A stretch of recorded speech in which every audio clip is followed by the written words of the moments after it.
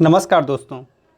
अपने करियर को लेके लोगों का एक लक्ष्य होता है, लोगों का एक सपना होता है। और अगर आपका सपना हवाई जहाज़ उड़ाने जैसा है तो फिर क्या कहना। गाइस, आज के इस वीडियो में हम डिस्कस करने वाले हैं कि पायलट आप कैसे बन सकते हैं इसके बारे में। तो आज अगर आपका सपना पायलट बनने जैसा है तो आज के इस वीडियो को अंत तक ज़रूर देखिएगा, क्योंकि इस वीडियो में हम वो सारे संभावित महत्वपूर्ण चीज़ें आपको बताएंगे जो कि फ्यूचर में आपको जानना ज़रूरी हो जाएगा। तो ये गाइस, मैं अशोक सिंह और आप देख रहे हैं अलग क्लासेस। चलिए इस वीडियो को शुरू करते हैं।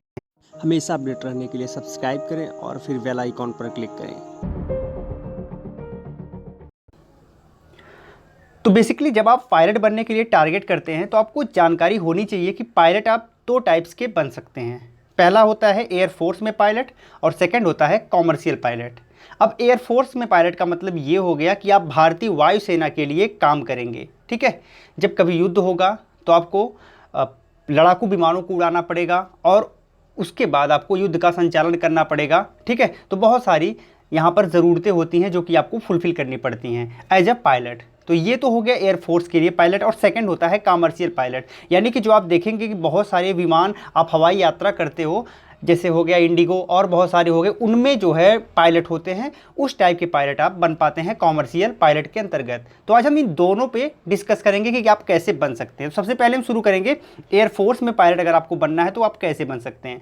तो बेसिकली यहाँ पर 4 रास्ते हैं जिसके माध्यम से आप एयरफोर्स में पायलट बन सकते हैं। जो पहला रास्ता है वो है एनडीए, यानी नेशनल डिफेंस एकेडमी में जाकर आप एयरफोर्स में पायलट बन सकते हैं। यहाँ पर आपको बता दें, एनडीए के लिए हमने एक स्पेसिफिक वीडियो बनाई है जिसमें आपको पता चल पाएगा कि आप कैसे एनडीए ऑफिसर बन सकते हैं और उसके लिए क्या रिक्वायरमेंट होता है। तो ये वीडियो आपको इसी वीडियो के कमेंट बॉक्स में सबसे पहला कमेंट जो होगा, पिन कमेंट, उसमें मिल जाएगा। सेकेंड होता है सीडीएस, यानी कंबाइंड डिफेंस सर्विस एग्जाम। अब अगर आपको एनडीए बनना है तो आपको कम से कम 12th होना चाहिए, लेकिन अगर आपको सीडीएस बनना है, सीडीएस की तरफ जाते हैं तो आपको ग्रेजुएशन के बाद आप सीडीएस में अप्लाई कर पाते हैं। ठीक है, तो आप सीडीएस के माध्यम से भी एयरफोर्स के पायलट बन सकते हैं। ठीक है, जो थर्ड आता है वो आता है एनसीसी। तो एनसीसी यानी नेशनल कैडेट कॉर्प्स, इसके माध्यम से भी अगर आपके पास सी सर्टिफिकेट है एनसीसी में और आपने यानी कि वायुसेना से संबंधित ट्रेनिंग ली है तो फिर आप यहाँ से भी पायलट बन सकते हैं। और जो फोर्थ आता है वो आता है एसएसई, यानी शॉर्ट सर्विस कमीशन एंट्री। तो शॉर्ट सर्विस कमीशन एंट्री के माध्यम से भी आप इजीली पायलट बन सकते हैं। लेकिन short service commission entry basically 14 वर्ष के लिए होती है, तो 14 वर्ष के बाद आपको यहाँ से रिटायर कर दिया जाता है। ठीक है, तो यहाँ पर ये अल्पकाल के लिए पायलट आप एसएसई के माध्यम से भी बन सकते हैं। तो ये तो तरीका हो गया एयरफोर्स में पायलट बनने का। अब हम जानते हैं कि अगर आप एयरफोर्स में पायलट बनना चाहते हैं तो आपके पास क्या एक एलिजिबिलिटी क्राइटेरिया होती है। तो यहाँ पर जो मिनिमम एलिजिबिलिटी क्राइटेरिया है वो 12th आपके पास होना चाहिए, और वो भी फिजिक्स केमिस्ट्री मैथ आपका 12th में होना चाहिए, और प्रयास करिए कि 50% मार्क्स हो।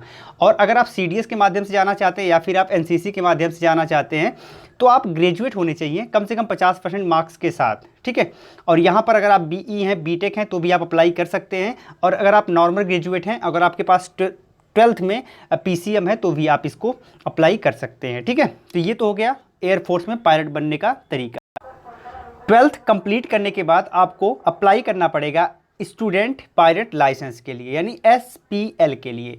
अब आप जैसे ही इसे अप्लाई करोगे, इसके लिए कम से कम आपकी 16 वर्ष की उम्र होनी चाहिए और आपको पढ़ाई करना पड़ता है डीजीसीए से रिलेटेड किसी कॉलेज में, यानी कि directorate general of civil aviation के से रिलेटेड किसी कॉलेज में। इसके लिए एंट्रेंस एग्जाम होता है, मेडिकल टेस्ट होता है, उसके बाद आपका सिलेक्शन होता है, इसमें ट्रेनिंग होती है और आपको बहुत सारी चीज़ें पढ़ाई लिखाई जाती है, और उसके बाद आपको यहाँ से लाइसेंस इशू होता है, यानी कि आपके पास अब स्टूडेंट पायलट लाइसेंस इशू हो जाता है अगर आप इस एग्ज़ाम को पास कर लेते हैं। फिर सेकेंड आता है पीपीएल, यानी प्राइवेट पायलट लाइसेंस।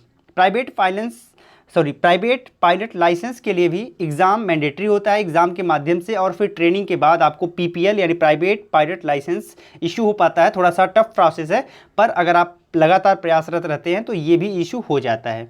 उसके बाद अगला आता है CPL यानी कमर्शियल पायलट लाइसेंस। इसके लिए भी एग्जामिनेशन एंड टेस्ट होते हैं, ट्रेनिंग होती है और फाइनली आपको CPL यानी कमर्शियल पायलट लाइसेंस इशू हो जाता है।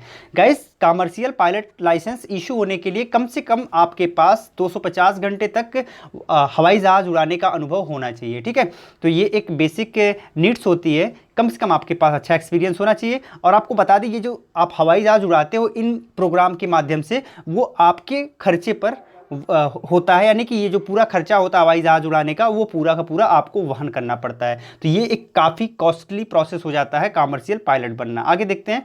तो बेसिकली यहाँ पर आपको कमर्शियल पायलट बनने के लिए इस पूरे प्रक्रम में लगभग 20 से 30 लाख रुपए इन्वेस्टमेंट करना पड़ता है, उसके बाद ही आप कमर्शियल पायलट बन सकते हो। ये आपके एक्सपेंसेस हैं। इसके बाद अब अगर आप बन जाते हो तो आपको कितनी सैलरी मिलती है। तो जब आप बन जाते हो, आप फ्रेशर होते हो, तब भी आपको लगभग 1 लाख रुपए के करीब सैलरी ऑफर की जाती है। और जब आपके पास थोड़ा सा एक्सपीरियंस हो जाता है और तो आपको लगभग 5 से 6 लाख रुपए तक की भी सैलरी मिल पाती है। तो यहाँ पर कोई भी कमर्शियल पायलट कभी खाली नहीं बैठता, उसके पास बराबर काम रहता है, अच्छी खासा उसे पैसा भी मिलता रहता है। तो गाइस, अब कमर्शियल पायलट अगर आप बन जाते हो, तो जैसे हम अपने भारत की तरफ से बात कर रहे हैं, तो इंडिगो है, जेट एयरवेज़ है, एयर इंडिया एक्सप्रेस है, गो एयर है, स्पाइस जेट है, इन सब में आपको इन्हें उड़ाने का आपको अवसर मिलता है। ठीक है गाइस, एयरफोर्स या फिर किसी भी अदर जॉब अपडेट के लिए पूरी इन्फॉर्मेशन आपको खबरी चैनल पर, मेरे स्पेशल अशोक सिंह नाम से एक चैनल है खबरी पर, जिस पर आपको मिलती है। तो आप इसी वीडियो के डिस्क्रिप्शन में आपको लिंक मिलेगी, उस लिंक पर क्लिक करके आप इस एप्लीकेशन को इंस्टॉल करिए, जिससे फ्यूचर में कोई भी जॉब अपडेट आपसे छूटे ना। और साथ ही साथ आपको बहुत सारी चीज़ें यहाँ पर रोज़ाना मिलती रहती हैं। तो लगभग सारी चीज़ें हमने डिस्कस कर ली है। उम्मीद करते हैं कि इस वीडियो में आपने काफ़ी कुछ चीज़ें समझा होगा, काफ़ी कुछ चीज़ें जाना होगा, और ये वीडियो आपके लिए बहुत ज़्यादा हेल्पफुल होगी। वीडियो को लाइक करिएगा, शेयर करिएगा, और अगर आपने अब तक हमें सब्सक्राइब नहीं किया है तो हमें सब्सक्राइब करके बेल आइकॉन यानी घंटी पर प्रेस कर लीजिएगा, जिससे फ्यूचर में भी आपको अपडेट मिलता रहे। बहुत बहुत धन्यवाद। जय हिंद।